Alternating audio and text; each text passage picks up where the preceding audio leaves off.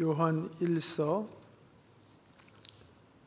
3장 11절 우리는 서로 사랑할지니 이는 너희가 처음부터 들은 소식이라. 가인같이 하지 말라. 그는 악한 자에게 속하여 그 아우를 죽였으니 어떤 이유로 죽였느냐? 자기의 행위는 악하고 그의 아우의 행위는 의로움이라.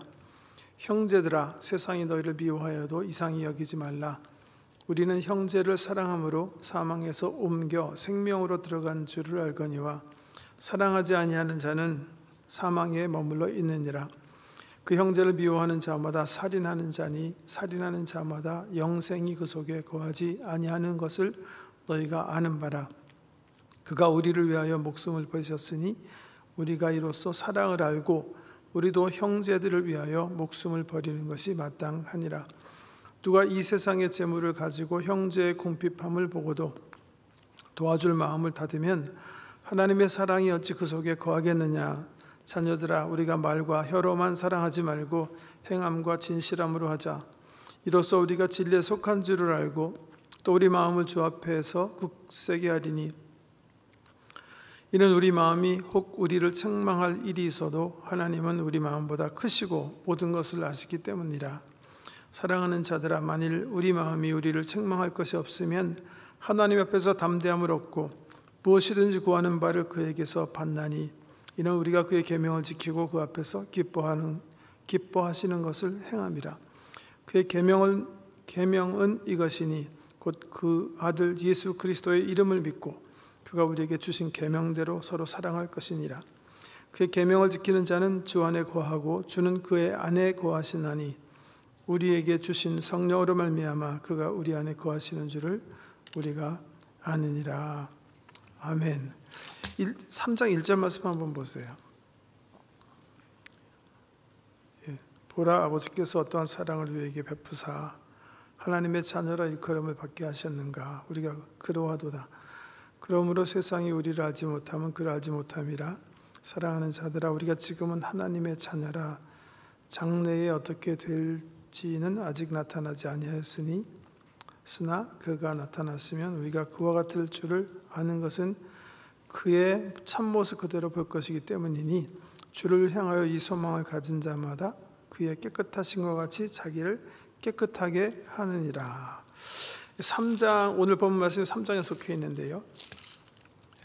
3장이 이렇게 흘러가고 있어요 지금. 죄를 하나님께 속한 사람이 질 수 있는가? 어떤 사람들은 질 수 있다고 생각한 거예요. 보세요. 세상에 말이죠, 우리가 질 수 있는 죄 가운데 예수 그리스도의 피가 덮지 못할 그런 죄가 있나요? 그런 죄는 없습니다. 심지어 우리가 사람을 죽이는 강도짓을 했더라도 용서받을 수가 있어요. 십자가 예수님 지셨을 때 오른쪽에 있는 강도가 바로 그런 죄를 범한 사람 아닙니까? 용서받는 거예요. 이 세상에 사람이 짓는 죄 중에 용서받지 못할 죄는 없어요.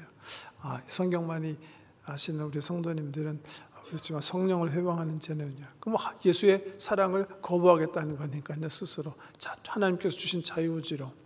그런 사람 제외하고 하나님, 내가 정말 하나님 말씀 지키지 못하고 살았습니다.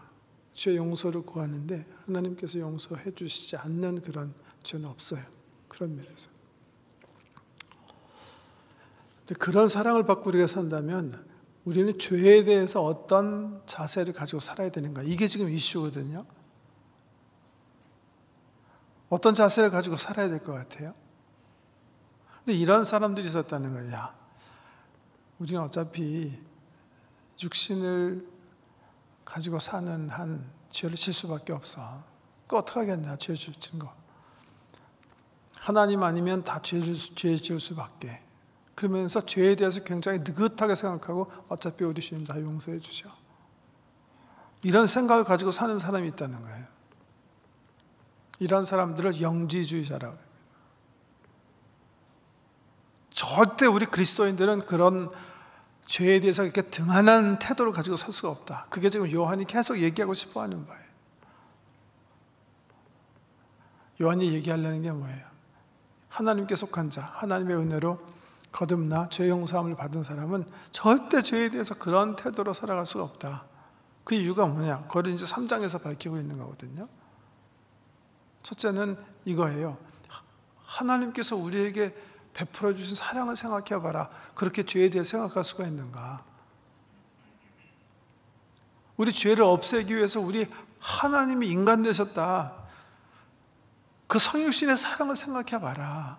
얼마나 하나님께서 우리를 용서해 주시기 위해서 정말 작아지셨냐.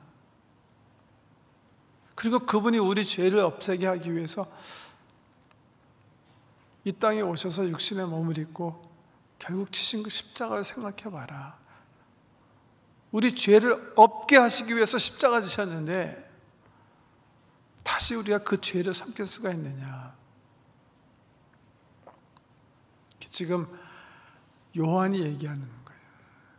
결코 그럴 수가 없다. 결코 죄와 결탁할 수가 없다. 더군다나 우리는 주님 오심과 함께 그 변화할 영광의 소망을 가지고 살지 않느냐. 그게 지금 요한일서 3장 앞부분에서 요한 사도가 우리에게 일러주시는 진리예요. 그러면서 죄를 예를 들어서 얘기하신 거예요. 죄는 뭐예요? 하나님 말씀대로 살지 않는 거예요. 하나님의 계명을 지키지 않는 거예요. 그런데 이 죄에 대해서 생각하고 계명에 대해서 생각하면서 요한이 생각하는 순간이 있었던 것 같아요. 언제였을까요? 우리 예수님께서 십자가 지시기 전날 밤에 제자들을 모으고 발을 씻어주신 다음에 하시던 말씀의 그 현장, 그 시간을 요한은 기록하고 있었던 것 같아요. 주님이 그렇게 얘기하셨거든요. 내가 새 계명을 너희에게 준다. 새 계명은 너희가 서로 사랑하는 것이다. 내가 너희를 사랑한 것 같이 서로 사랑하는 것이다. 너희가 서로 사랑하면 세상이 너희가 내 제자인 줄 알게 될 것이다. 주님께서 발 씻으신 다음에 제자들에게 주신 새 계명, 예수의 제자가 되기 원하는, 예수를 좇기 원하는 사람들이 가슴에 새기고 살아야 하는 계명 딱 하나 주셨어요. 우리 예수님은. 아니, 그날 밤 십자가 지시기 전에 그냥 그가 가르치시던 모든 것을 그냥 한 단어의 서메이션, 요약해서 말씀해 주셨어요. 그것은 바로 서로 사랑하는 것이다. 그래서 그 말씀을 토대로 해서 지금 요한 사도가 이 죄에 대해서 계속 얘기하고 있는 거예요. 그래서 요한 1서 3장을 읽으면서 죄가 뭐냐 그러면 새 계명 지키지 않고 사는 거예요. 사랑하지 않는 게 죄다 이렇게 얘기하시는 거예요. 너희가 형제를 사랑하지 않고 미워하거나 판단하거나 정죄하거나 다투면 너는 죄를 범한 사람이고 너는 하나님께 속한 사람이 아니고 마귀에게 속한 자다. 그 말씀을 이제 요한 사도가 말씀해 주면서 오늘 본문 말씀이 긴데요. 실질적으로 우리에게 하시고자 하시는 말씀은 예수님께서 십자가 지시기 전날 밤 제자들에게 하신 말씀, 그 반복입니다. 사랑하며 살아라. 사랑하며 살아라. 하나님 사랑하려는 거 아니고요. 서로 사랑하며 살아라 이거예요. 좀 아까 우리 찬송 우리 찬양팀이 인도해 주시는 대로 같이 몇 가지 찬양 드렸는데 사랑에 대한 찬양이 많았잖아요. 사랑합니다. 우리 예수님. 사랑합니다. 그것뿐이에요. 그렇게 우리가 찬양한 다음에 후반에 보면 사랑한다 아들아, 사랑한다 내 딸아 이렇게 찬양하는데 전 찬양하면서 그런 생각 해봤어요. 이거 우리가 한국말로 그냥 사랑합니다 그렇게 찬양했으니까 그렇게 했다고 치고 만약에 헬라어로 누가 이 찬송을 번역했더라면 어떻게 썼을까? 아카페라는 단어를 둘 양쪽에다 다 썼을까?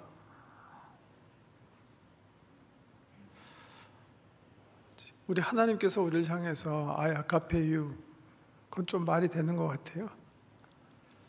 우리가 우리 하나님 향해서 I agape you, 저는 어떨 때 이런 생각을 해요. 그 단어 자체도 굉장히 불손한 단어가 아니겠는가 하는 생각이 들어요. 헬라어에는 사랑이라는 단어가 한 15가지쯤 돼요. 우리가 잘하는 것만 해도 한 4개 정도 되죠. 아카페라는 거 아시죠? 필라델피아, City of Love, Brotherly Love, 필로스라는 단어도 아시죠? 또 에로틱, 무비, 에로스라는 단어도 아시죠? 남녀 간의 애정을 표현할 때는 에로스, 친구 사이는 필로스, 무조건, 조건이 없는 사랑은 아카페, 스승과 선생님의 사랑은 스톨게 등등 단어가 다 다르거든요. 성경에도 여러 단어가 등장을 해요. 제가 아까 찬양할 때 제가 오늘 찾아보지 않았기 때문에 요한일서에 나온 단어가 혹시 필로스인가 하고 얼른 헬라어 성경을 뒤져봤는데요. 다 아카페예요. 형제를 아카페라. 사랑 어떻게 정의하세요? 서로 사랑해라, 서로 아카페라, 그렇게 주님 말씀하셨는데 그 사랑을 어떻게 이해하세요?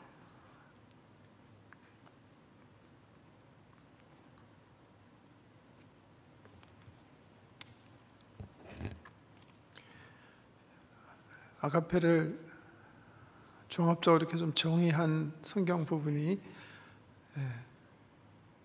고린도전서 13장이니까 한번 먼저 사랑을 바울은 어떻게 정의했나 한번 먼저 좀 살펴봐요. 이게 아카페거든요. 바울이 이해한. 고린도전서 13장 4절 말씀부터 보면요. 사랑은 오래 참고 사랑은 온유하며 시기하지 아니하며 사랑은 자랑하지 아니하며 교만하지 아니하며 물에 행하지 아니하며 자기의 유익을 구하지 아니하며 성내지 아니하며 악한 것을 생각하지 아니하며 불의를 기뻐하지 아니하며 진리와 함께 기뻐하고 모든 것을 참으며 모든 것을 믿으며 모든 것을 바라며 모든 것을 견디느니라. 사랑은 언제까지나 떨어지지 아니하되 예언도 패하고 방언도 그치고 지식도 패하리라.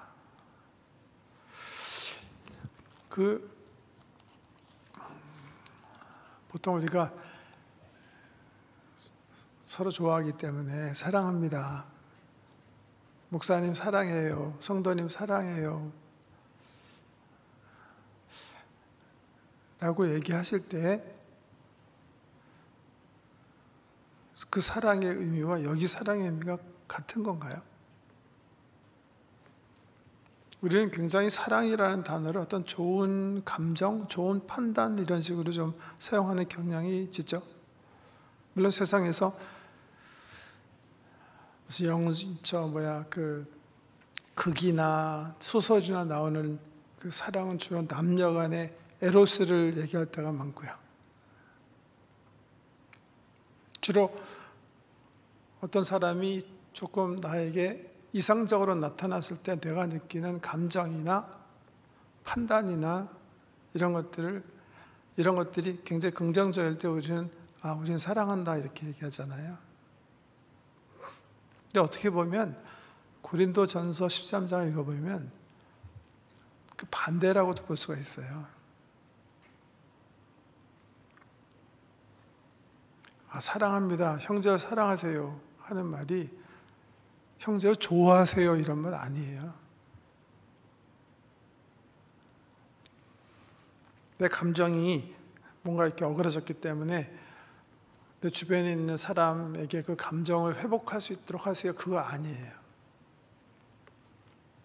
어떻게 보면 나에게 심한 상처를 준 사람이나 정말 나를 힘들게 한 사람을 향해서 아픈 상처를 가지고 있는 것 자체가 사랑하지 않는다고 성경은 얘기하지도 않는 것 같아요.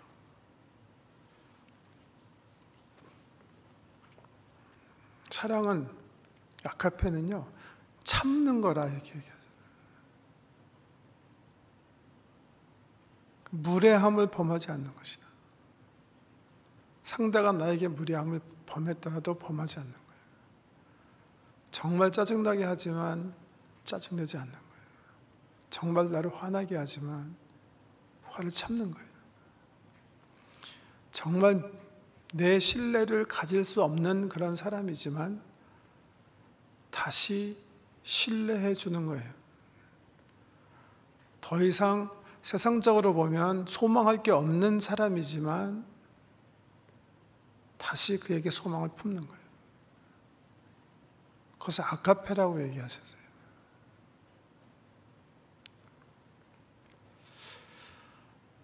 스카펙은 이 아가페라는 사랑이랑 에로스 혹은 필로스 이런 거를 대조하면서 아가페는 죽노동이다 이렇게 표현해요. hard labor. 왜냐하면 이건 something we do, 다 동사형이에요. It is not something we have and then we don't. 찾아왔다가 떠나는, 있다가 없어지는 명사형이 아니라 something you do in spite of 상대의 반응이나 상태에도 불구하고 내가 지속적으로 하는 헌신 같은 거예요. 그것을 성경은 아가페다 이렇게 얘기하고 있어요. 어떻게 보면 아가페는요, 굉장히 정말 힘든 노동이에요. 그걸 주님 요구하시는 거예요. 서로 사랑해라. 상대가 굉장히 아이디어라고 나를 기분 좋게 하고 나에게 행복을 가져다 줘요. 그건 뭐 아가페 하기 정말 쉬울 거고요. 지금 주께서 얘기하시는 아가페는 그러지 않은 상대들 얘기하는 거예요. 어떻게 보면. 아가페. 요한일서로 다시 한번 돌아보세요. 지금 요한은 어떻게 디파인하나 한번 보겠습니다.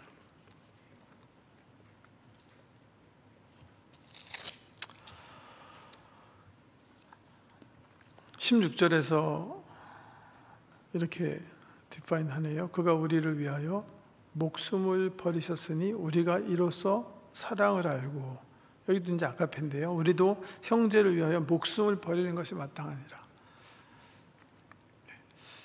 하나님께서 우리에게 보여주신 사랑이 아가페니까 그 사랑으로 형제를 사랑하는 것이, 보세요. 하나님께서 우리를 굉장히 너희는 보니까 정말 내 사랑을 받은 만큼 매력적이다. 나는 너에게 사랑에 빠졌기 때문에 나는 내 생명을 주노라 그러신 거예요. 그거 아니에요.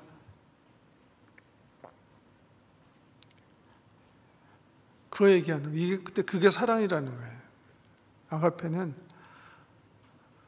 내 형제가, 내 자매가 어트랙티브하게 나에게 다가오지 않는 거예요. 그래도 예수 그리스도께서 어트랙티브하지 않은 우리를 사랑하신 것처럼 참아주고 무례함을 행치 않고 희생적으로 상대의 행복을 위해서 내 자신을 내려놓고 헌신하는 거, 다시 신뢰를 회복해 주는 거, 다시 다가가는 거, 이런 것들을 성경에서는 아가페, 사랑이다 이렇게 얘기해요. 여기 작은 example은 이렇게 얘기하셨어요.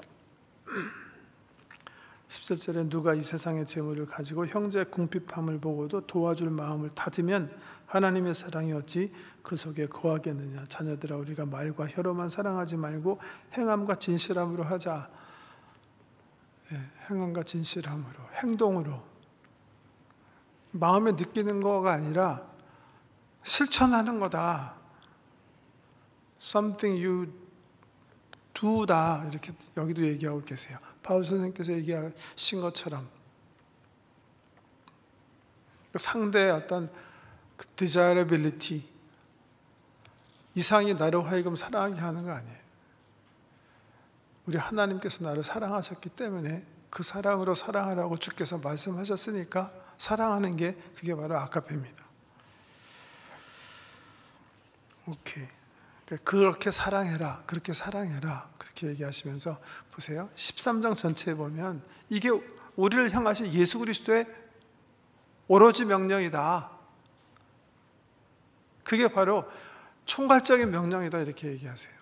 새 계명을 너에게 주노니 그 계명이 우리 예수님께서 우리에게 주신 계명이니까 이거 실천하며 살아라. 이 계명을 지키면 너희가 예수 그리스도 하나님께 속한 사람인데 비해 이 계명을 지키지 못하면 너희는 마귀에게 속한 자다. 그렇게 우리 요한 사도가 얘기하는 거예요.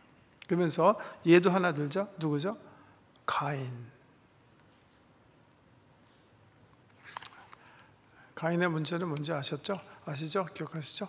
아벨과 동생 아벨과 함께 하나님 예배드리는데 하나님께서 아벨의 예배는 연락하셨는데 가인의 예배를 연락하지 않으셨어요. 이유는 자세히 나와 있지 않아요. 근데 가인 영혼에 뭐가 일어난 거죠? 질투심이 일어나고 동생에 대해서 미워하는 마음이 일어나는 거예요. 그 마음을 다스리는 게 사랑이에요.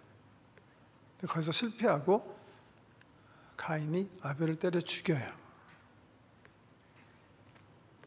그런 가인의 모습을 보고 요한 사도는 이 사람은 하나님께 속한 사람이 아니다. 그렇게 정죄하고 있어요. 하나님께 속한 사람이 아니기 때문에 그런 죄를 범했다. 이런 논리로 얘기하고 있습니다. 네. 보세요. 아까 여기 3장 9절 기억하시죠? 우리는 보세요. 하나님이 우리의 죄를 없애주시기 위해서 인간 되셨고 십자가 지셨어요. 그리고 우리에게 다시 죄짓지 않고 의롭게 서로 사랑하며 살라고 명령해 주셨어요. 그런데 어떻게 그 명령을 지키지 않을 수가 있겠는가? 3장에 전개되는 건데 사랑했을 때 그러면 어떤 유익이 있는가 하는 관점에서 지금 오늘 본문 말씀이 얘기하시기 때문에 한 4개 정도를 이렇게 간략하게 증거하기 원하는데요. 첫 번째는요. 우리 스스로와 세상이 우리가 하나님께 속한 사람인 줄 알게 된다는 거예요. 14절 말씀 보세요. 우리는 형제를 사랑함으로 사망에서 옮겨 생명으로 들어간 줄을 알거니와 사랑하지 아니하는 자는 사망에 머물러 있느니라. 좀 이상한 것 같죠, 그죠? 우리가 사망에서 생명으로 어떻게 옮겨가는가? 어떻게 해서 옮겨가는 거죠? 예수를 믿는 믿음으로 옮겨가는 거잖아요, 그죠? 이게 보편적인 우리의 복음에 대한 이해 아닙니까? 우리 예수님께서 그렇게 가르쳐 주셨잖아요.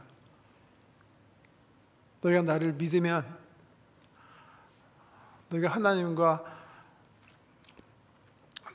나와 나를 보내신 하나님을 믿으면 너희가 영생을 얻고 사망에서 생명으로 옮겨내니라. 우리 예수님께서 말씀하셨잖아요. 그러니까 예수를 믿는 믿음이 굉장히 중요하다고 여러 번, 한두 번 얘기하신 게 아니라 여러 번 얘기하셨는데 갑자기 그 말을 사실 요한복음이 제일 많이 얘기하거든요. 여기 와서 갑자기 좀 심하게 하는 거 아닌가 그런 생각 안 드세요? 이게 뭐라고 그러셨어요? 우리는 형제를 사랑함으로 사망에서 옮겨 생명으로 들어간 줄을, 그 다음 절을 안 읽으면 좀 잘못 얘기하는 것 같아요. 사랑을 통해서 사망에서 생명으로 옮긴다는 게 아니라 어떻게 뭐라고 얘기하고 있죠? 사랑함으로 알게 된다는 거예요. 알게 된다는 거예요.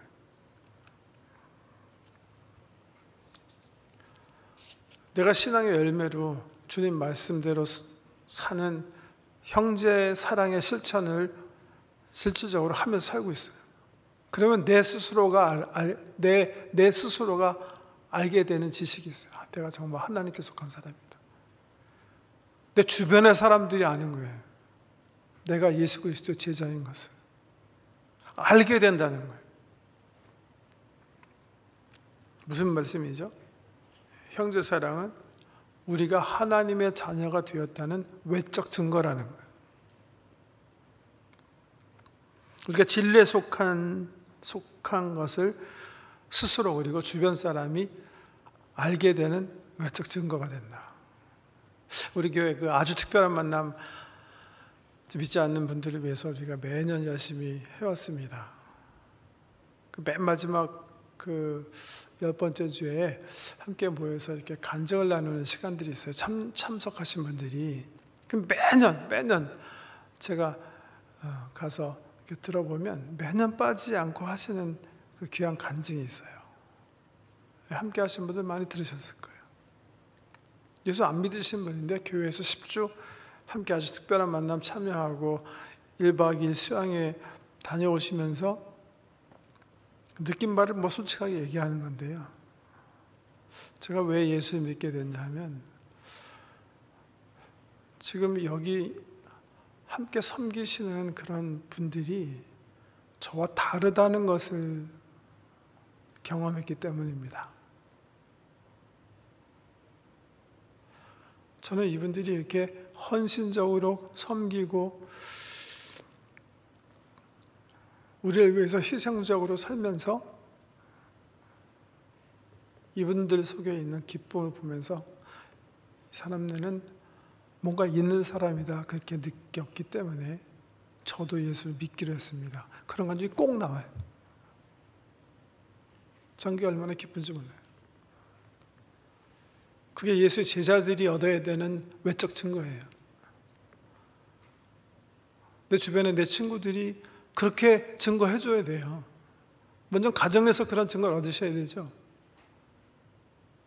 우리 엄마는, 우리 아빠는 다른 존재들이다. 세상 사람들과는 다르다.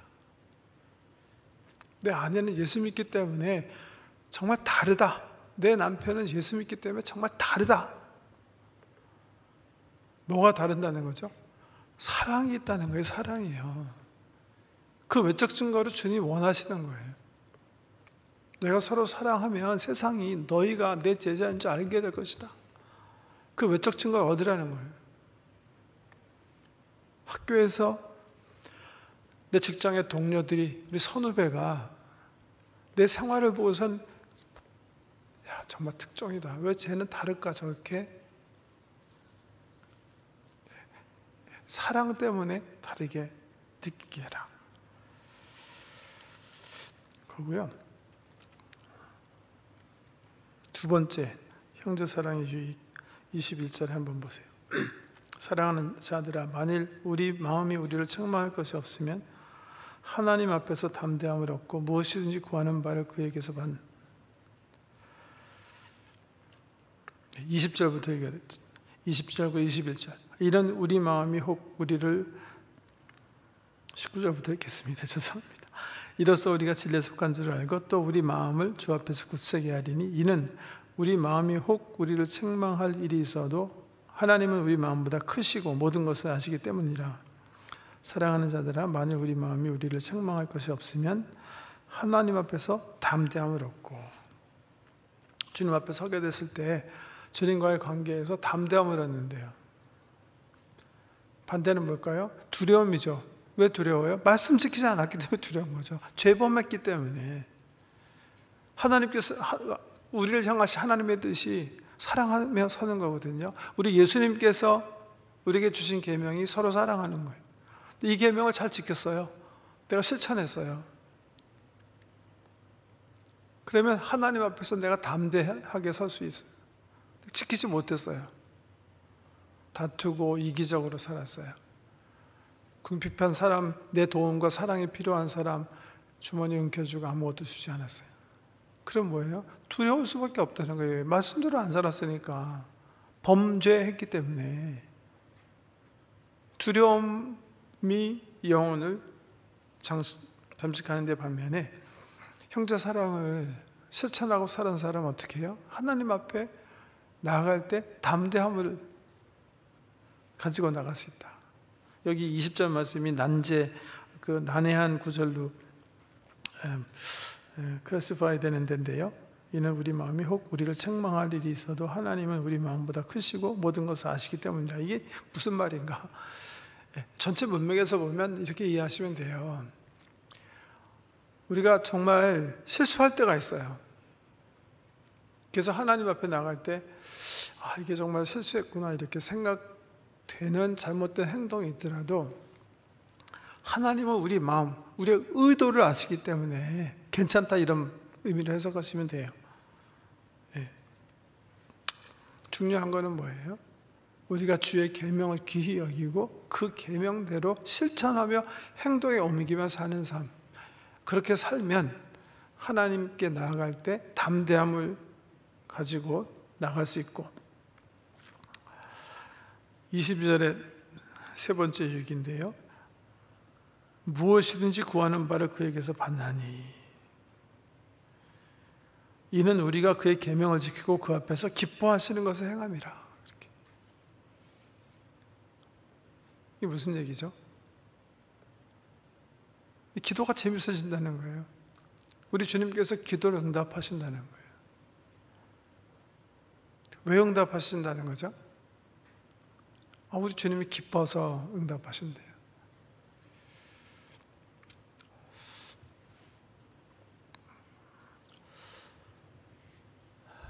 우리 요한일서 1장과 2절 보면 우리 신앙의 어떤 신앙을 진보하는 어떤 단계로 표현하면서 요한 사도가 세 단어를 사용하죠. 그림 언어로 아이 때, 청년의 때, 아비의 때가 있다 이렇게 얘기하거든요. 기도도요. 아이 때 할 수 있는 기도 있고 청년의 때, 아비의 때 해야 할 기도가 있다고 생각해요. 기도도 발전해야 된다는 얘기예요, 사실은. 어린 애가 말이죠. 아빠 나 장난감 하나 사주라. 나 우리 친구 토이 자동차인데 나 저거 하나 사주라.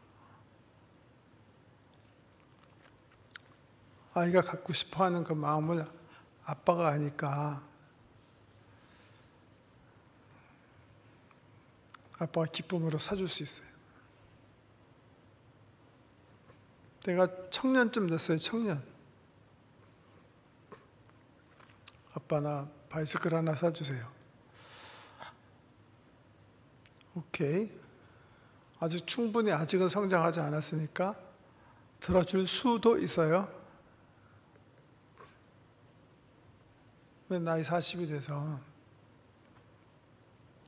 아버지 나 자전거 한 대만 사주라. 이를 주면 어떻게 되는 거죠? 여러분이 부모라면 어떻게 하겠어요? 얼마나 가슴 아프겠습니까? 어렸을 때 아직 아비를 모르고 자기 자신을 분별하지 못할 때는 기도가 좀 그래도 괜찮아요. 신앙생활하고 우리 주님을 좀 알아가신다면 좀 아비의 마음을 가지고 기도하셔야 된다 이렇게 생각해요. 아비의 마음은 어떤 마음이죠? 연약한 자녀를 보살피는 마음, 이게 사랑하는 마음이라는 거예요.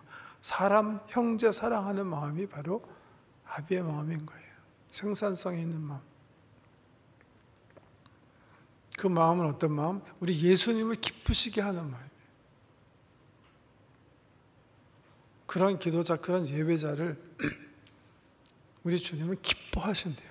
주님을 기분 좋게, 그냥 신나게 그렇게 좀 해드리시는 저 여러분 되시길 주 이름으로 축복합니다. 반대로요, 슬프게 하는 그런 분들도 있어요. 성경에 보면. 어떤 경우죠? 형제 자매가 서로 판단하고 정죄하고 싸울 때예요. 여기 계신 분들이 다 부모님이시고 자녀 키워보셨으니까 아시죠? 애들이 서로 다툴 때 기분 좋으세요? 한 애가 실수했기 때문에 두 번째 다 잘난 애가 못한 애를 판단하고 몰아세우고 정죄하면 기분 좋으세요? 하나님이 굉장히 아파하시는 거예요. 그래서 형제를 향해서 나가라 하지 말라. 스튜핏 그런 말 하지 말아라. 그러는 사람은 지옥 간다. 우리 예수님께서 막 강하게 경고하세요. 하나님을 아프시게 하는 거예요. 또 아프시게 하는 거 성경에 있죠. 오늘 요한 사도도 얘기하는 거죠. 우리가 하나님 사랑합니다. 예배합니다. 하나님 우리의 창조주 되십니다. 입술로 마음으로 예배하는데 예배하러 오면서 우리가 길에 스쳐 지나가는 고아, 고아분, 나그네들은 사랑하지 않는 것.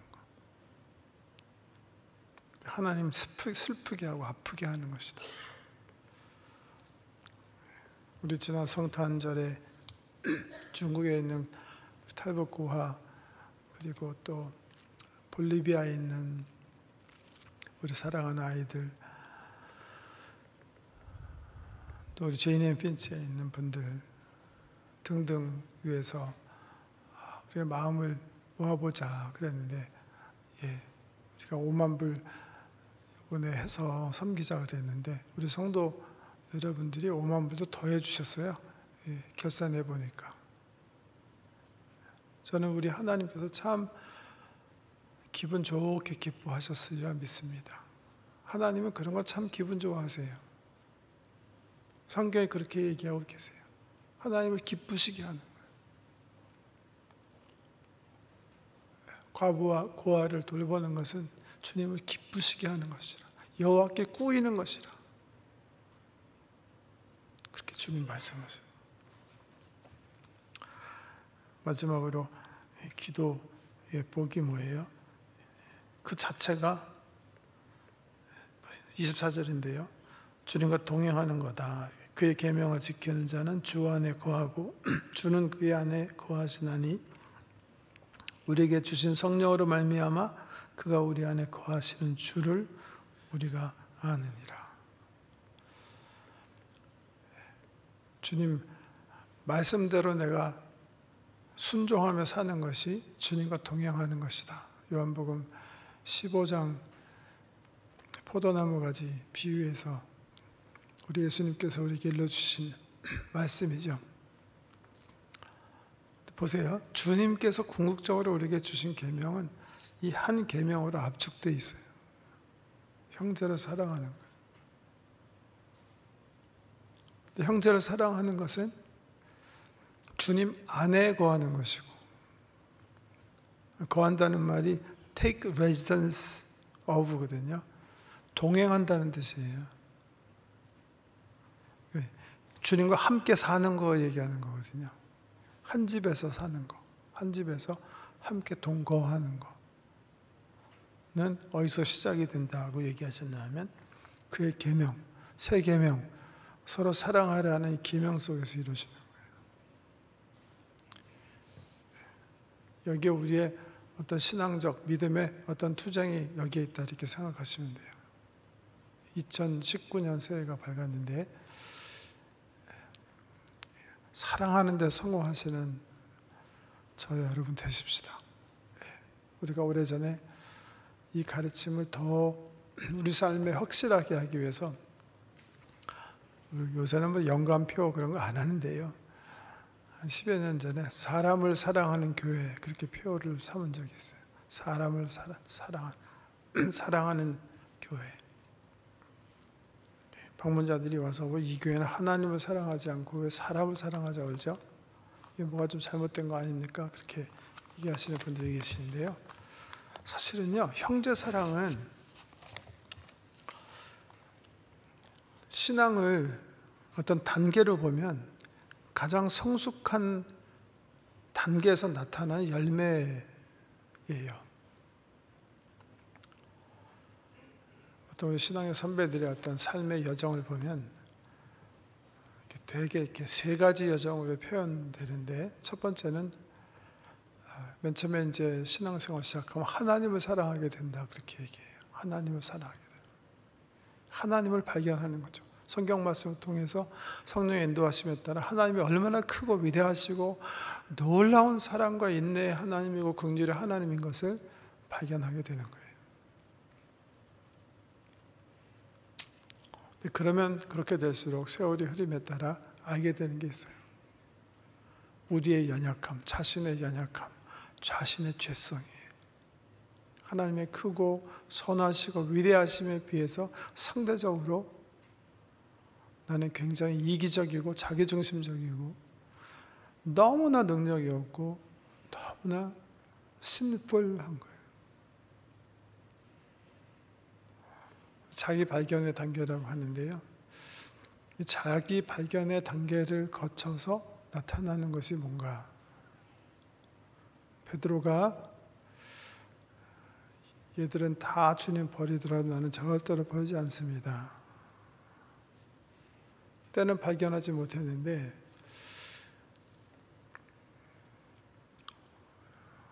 예수께서 십자가 지시던 밤 예수를 부인하고 예수 이름에 저주한 이후 자기 자신을 발견하고 온전히 정말 이렇게 깨어진 그릇으로 나타났을 때 비로소 할 수 있는 게, 나타나는 게, 깨닫게 되는 게 있어요. 발견하는 게 있어요. 그게 바로 세상이에요. 형제예요. 사랑하게 되는 거예요. 그래서 어떻게 보면 사실 형제 사랑은